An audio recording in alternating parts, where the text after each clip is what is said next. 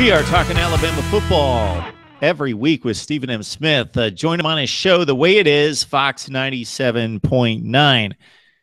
Jalen Hurts continues to be rated in a way nationally where people are just seem to be expecting more. So there's little to gain from analyzing Alabama football at this point because Alabama is probably the best football team in the country, and it may have a certain gap against the rest of the country. We will find that out. So people are starting to nitpick, and one of the targets has been Jalen Hurts and his ability to throw the football, which of course he's still continuing to develop as just being a sophomore who's just a couple games into his second season. So just your thoughts about, I know you kick this around on your show on a regular basis, and you hear the backlash from whether it be the fans or the national media about Jalen Hurts. It's almost unfair in a sense of, look, if Jalen Hurts would have won the national championship last season, Mark, all of his flaws would be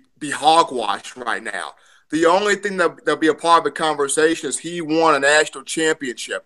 I remember when Jake Coker came in. When Jacob Coker came in 2014, and no offense to Coker, loved Coker. When he finally got it down, really enjoyed Coker. But when Coker came in 2014, I watched a kid in practice, Mark, that couldn't complete a slant. He couldn't complete a screen pass. He just looked lost in translation. And I go back to Coker's championship year in 2015 with Alabama. Yes, he completed 66.9%. Yes, he threw for 3,110 passing yards. Yes, he had 21 touchdowns to 9 picks. But look at who Coker had in the backfield.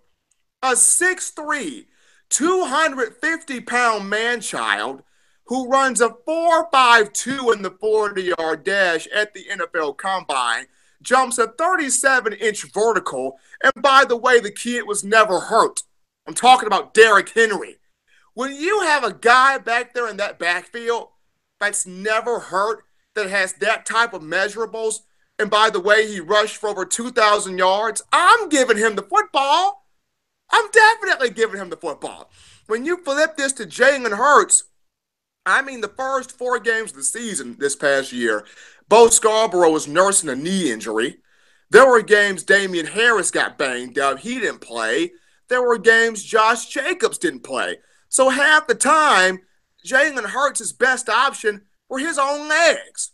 And this is a guy that's 16-1 as a starter, and the only game he lost, he's sitting here watching Deshaun Watson take Clemson down the field and score. Jalen doesn't play defense.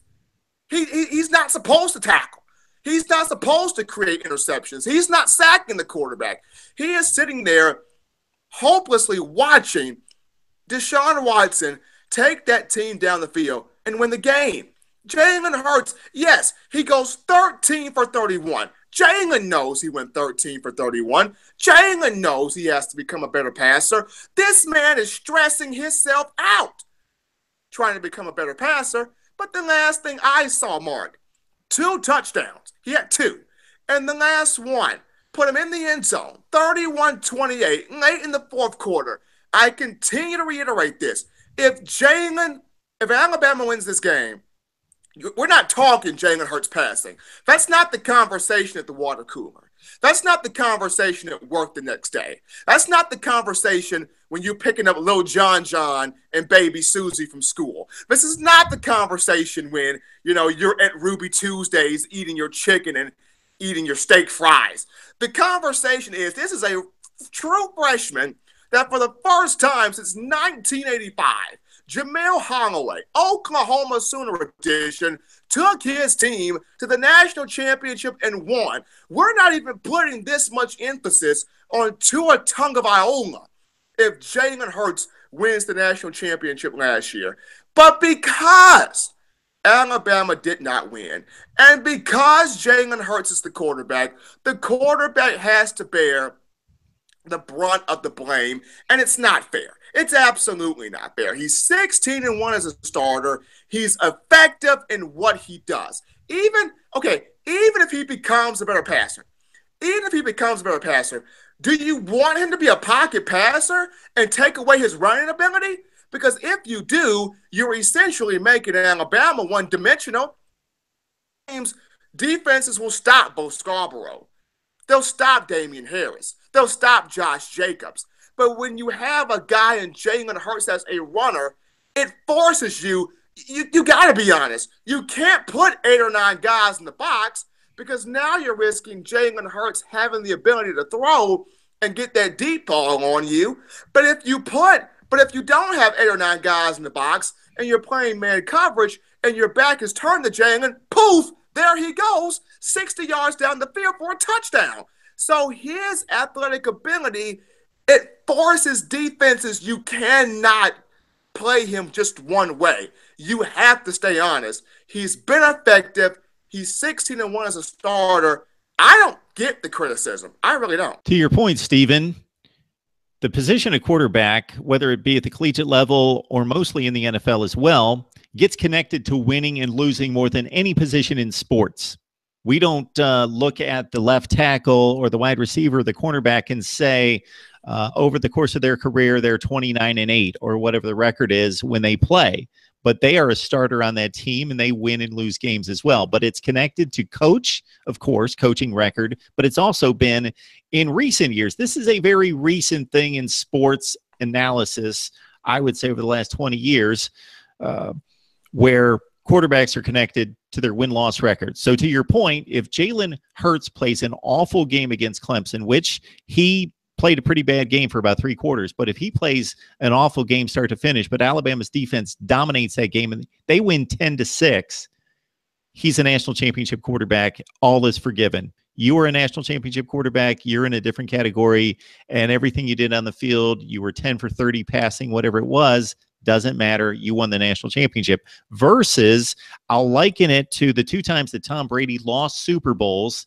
He walked off the field with the lead. He never got back on the field with an opportunity to win the game. Same thing with Kurt Warner in winning 1 Super Bowl versus the 2 that he lost. He played exceptional games, but he walked off the field and he had the lead.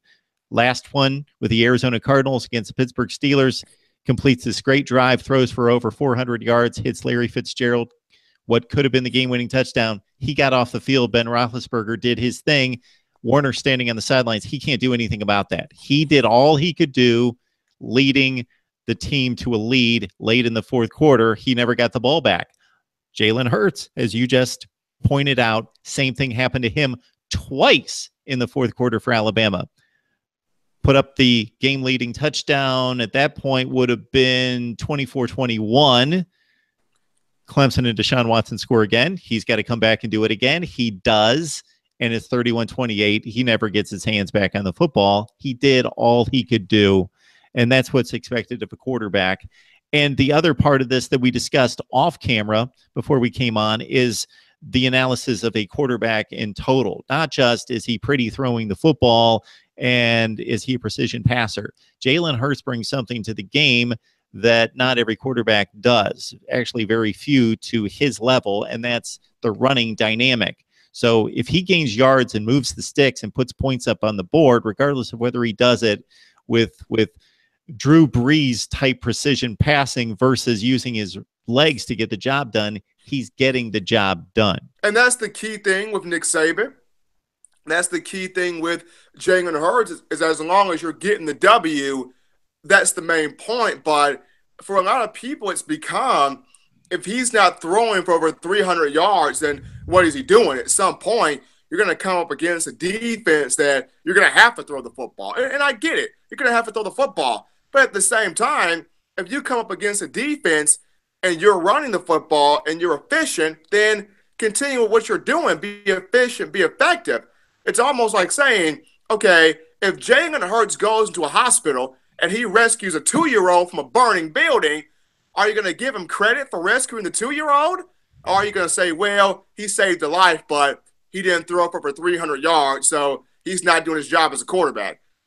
What are you trying to convey here? And I get it. Numbers don't lie. Stats don't lie. I'm just for one mark where that are relevant to the conversation. If Jalen Hurts spent the last 5 games throwing for less than 100 yards and Alabama loses all 5 games, then that becomes a stat of relevancy. That becomes a stat of something that you can make a conversation out of.